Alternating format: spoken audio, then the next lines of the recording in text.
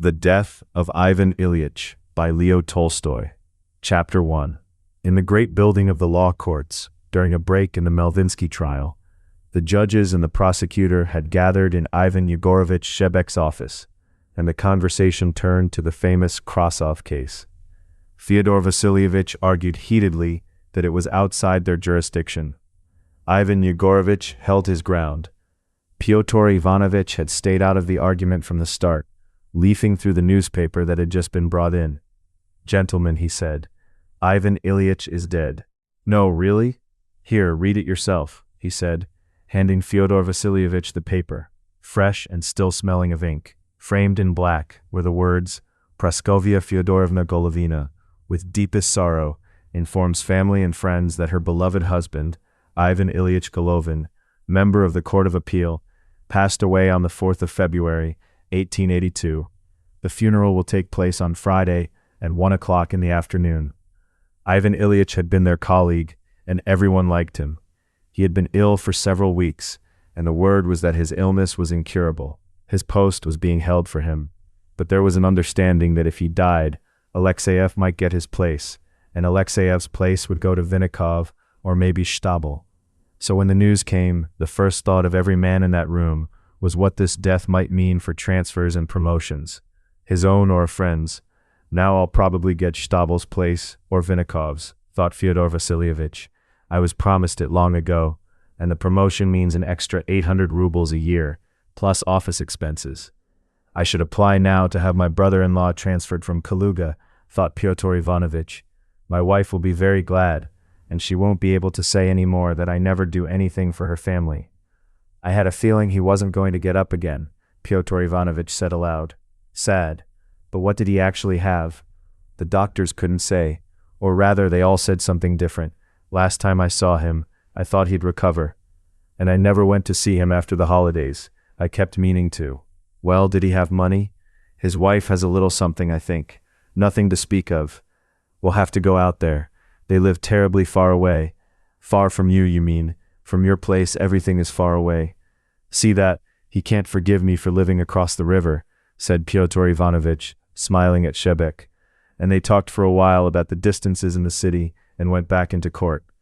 Beyond the calculations this death set off in each of them, who would be moved, who promoted, the plain fact that a close acquaintance had died, stirred in all of them, as it always does, a quiet gladness.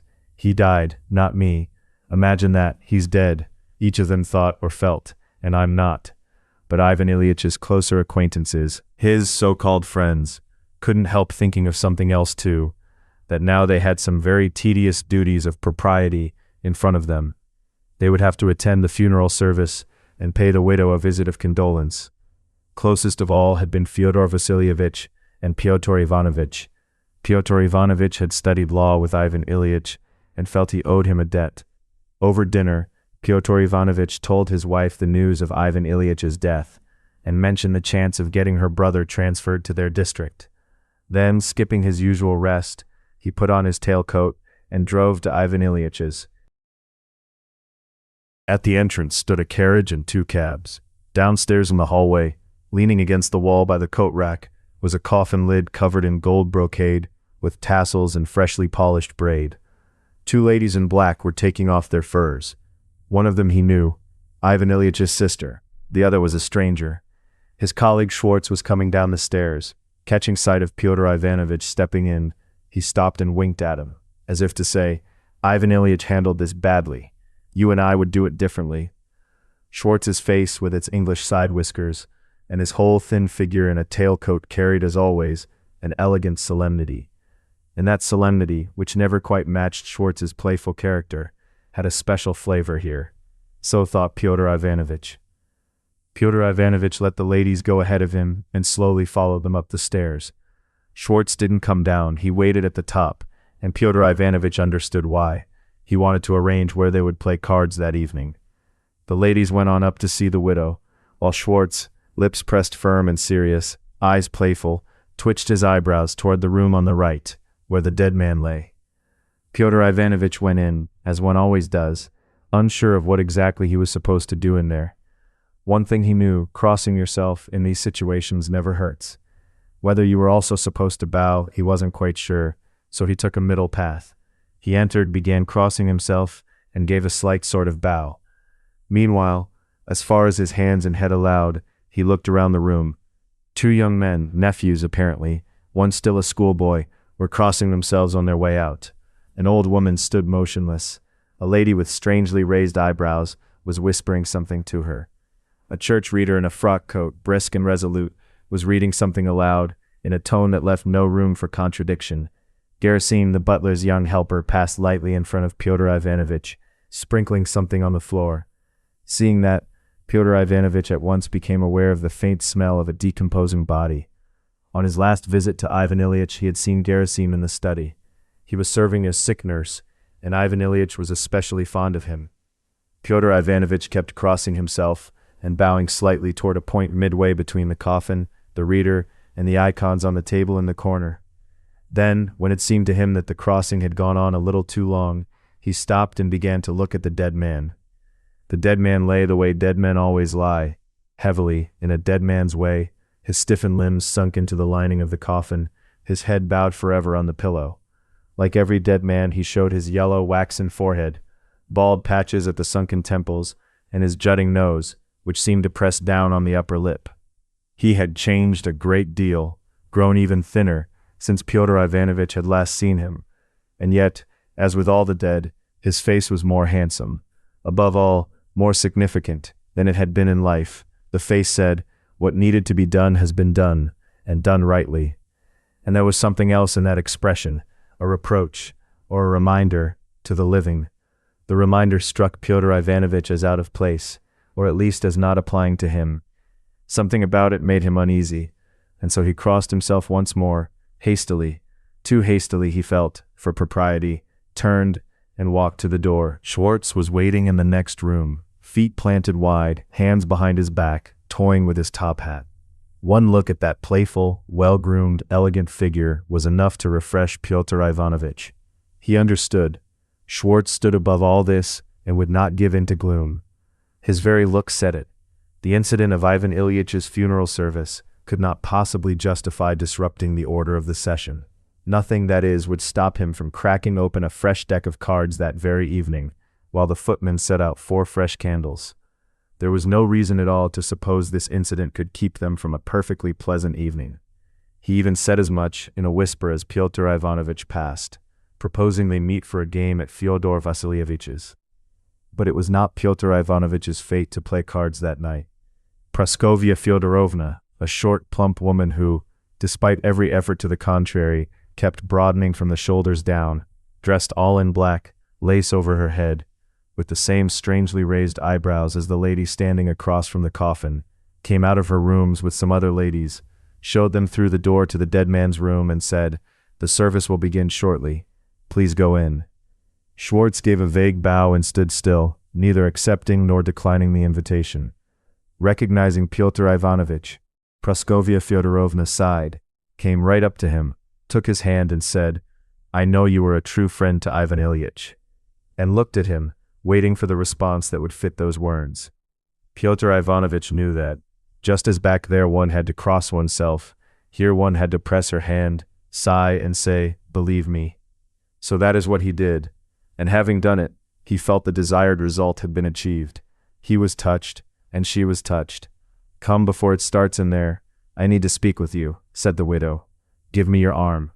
Pyotr Ivanovitch gave her his arm, and they walked toward the inner rooms, past Schwartz, who threw Pyotr Ivanovitch a mournful wink. "So much for our game. Don't take offense if we find another partner. Maybe you can make a seth when you get free." Pyotr Ivanovitch sighed even more deeply and sadly, and Praskovya Fyodorovna pressed his arm in gratitude. Entering her sitting room, pink cretonne, a dim lamp, they sat down by the table. She on the sofa, Pyotr Ivanovitch on a low pouf, whose springs had gone bad and shifted unevenly under his weight. Praskovya Fyodorovna was about to warn him to take another chair, but found such a warning out of keeping with her situation, and changed her mind. Sitting down on that pouf, Pyotr Ivanovitch remembered how Ivan Ilyich had arranged this room, and had asked his advice about this very cretonne, pink. with green leaves. The whole room was crowded with furniture and little things, and on her way to the sofa, the widow caught the black lace of her black mantilla on the carved edge of the table. Pyotr Ivanovitch rose to free it, and the poof, relieved of his weight, surged up and gave him a push. The widow began freeing the lace herself, and Pyotr Ivanovitch sat back down, pressing the rebellious poof into submission. But the widow hadn't quite freed it all, and Pyotr Ivanovitch rose again, and again the poof rebelled and even creaked. When all this was over, she took out a clean cambric handkerchief and began to cry. The episode with the lace and the battle with the poof had cooled Pyotr Ivanovitch, and he sat there scowling. The awkwardness was broken by Sokolov, Ivan Ilyich's butler, who came to report that the cemetery plot Praskovya Fyodorovna had chosen would cost 200 rubles. She stopped crying, glanced at Pyotr Ivanovitch with the air of a victim, and said in French that it was very hard for her. Pyotr Ivanovitch made a silent gesture expressing his complete certainty that it could not be otherwise. "Do smoke, please," she said in a voice at once generous and crushed, and turned to discuss the price of the plot with Sokolov. Lighting his cigarette, Pyotr Ivanovitch heard her ask in great detail about the prices of various plots and settle on the one to take. That done, she also gave orders about the choir. Sokolov left. "I see to everything myself," she told Pyotr Ivanovitch, moving aside some albums that lay on the table. Then, noticing that his ash threatened the table, she promptly slid an ashtray toward him and said, "I find it a pretense to claim that grief keeps me from attending to practical matters. On the contrary, if anything can, I won't say console me, but distract me, it is seeing to his affairs." She took out her handkerchief again, as if about to cry, and suddenly, as if mastering herself, she shook it off and began to speak calmly. "But there is something I need to discuss with you." Pyotr Ivanovitch bowed, keeping down the springs of the poof, which had immediately begun stirring beneath him. He suffered terribly those last days. "Did he suffer much?" asked Pyotr Ivanovitch. "Oh, horribly. At the end he screamed. Not for minutes, for hours on end. 3 days straight he screamed, without pausing for breath. It was unbearable. I don't understand how I bore it. You could hear him 3 rooms away. Oh, what I have been through." "And was he really conscious the whole time?" asked Pyotr Ivanovitch. "Yes," she whispered. "To the last minute. He said goodbye to us a quarter of an hour before he died, and even asked us to take Vasya out of the room." The thought of the suffering of a man he had known so closely, first as a cheerful boy, a schoolmate, then as a grown colleague, suddenly horrified Pyotr Ivanovitch, despite the unpleasant awareness of his own pretense, and hers. He saw that forehead again, that nose pressing on the lip, and felt afraid for himself. 3 days of terrible suffering, and then death. That could come to me too, now any minute, he thought, and for a moment he was terrified. But at once, he himself didn't know how, the customary thought came to his aid.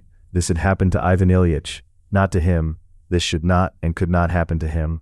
And thinking this way meant giving in to gloom, which one should not do, as Schwartz's face had made plain. Having reasoned it through, Pyotr Ivanovitch calmed down and began asking with interest for the details of Ivan Ilyich's end, as if death were an accident peculiar to Ivan Ilyich and no concern of his. After a long account of the truly awful physical suffering Ivan Ilyich had endured, the details of which Pyotr Ivanovitch learned only through their effect on Praskovya Fyodorovna's nerves, the widow evidently found it time to come to business. "Oh, Pyotr Ivanovitch, it's so hard. So terribly hard, so terribly hard," and she began to cry again.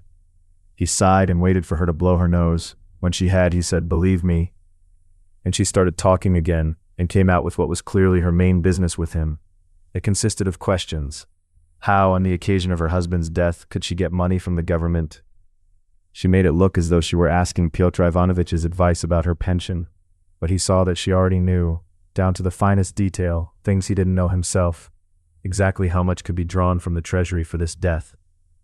What she wanted to find out was whether there might be a way to draw a little more. Pyotr Ivanovitch tried to think of one. Having thought a while, and for propriety's sake scolded the government for its stinginess, he said he believed nothing more could be got. Then she sighed, and clearly began working out how to be rid of her visitor.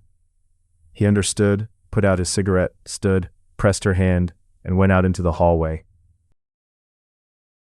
In the dining room, by the clock Ivan Ilyich had been so pleased to find in an antique shop, Pyotr Ivanovitch met a priest and a few acquaintances who had come for the service, and recognized a beautiful young lady, Ivan Ilyich's daughter.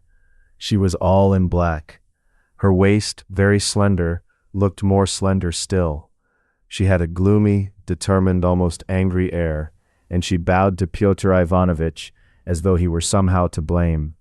Behind the daughter, with the same offended look, stood a rich young man Pyotr Ivanovitch knew, an examining magistrate, her fiancé, so he had heard. Pyotr Ivanovitch bowed glumly to them, and was about to pass into the dead man's room, when from under the staircase appeared the small figure of the son, a schoolboy, terribly like his father. It was little Ivan Ilyich all over again, Ivan Ilyich as Pyotr Ivanovitch remembered him from law school. His eyes were tear-stained, and they had that look the eyes of boys of 13 or 14 have when they are no longer innocent. Seeing Pyotr Ivanovitch, the boy scowled, stern and ashamed. Pyotr Ivanovitch nodded to him and entered the dead man's room. The service began. Candles, groans, incense, tears, sobbing. Pyotr Ivanovitch stood frowning, staring at the feet in front of him. He did not once look at the dead man, never let the gloom weaken him, and was one of the first to leave. The hallway was empty. Gerasim darted out of the dead man's room, rummaged with his strong hands through all the fur coats to find Pyotr Ivanovitch's, and held it up for him. "Well, Gerasim, my friend," said Pyotr Ivanovitch, just to say something. "A pity, isn't it?" "It's God's will. We'll all be there some day," said Gerasim, baring his white, even peasant teeth. And like a man in the thick of urgent work, he briskly opened the door, called the coachman, helped Pyotr Ivanovitch in, and sprang back toward the porch, as if already thinking about what to do next. Pyotr Ivanovitch found it especially pleasant to breathe the clean air after the smell of incense, the corpse, and carbolic acid. "Where to, sir?" asked the coachman. "It's not late. I'll still look in on Fyodor Vassilievitch." And Pyotr Ivanovitch went, and indeed, he found them just finishing the first rubber, so it was convenient for him to come in as a fifth.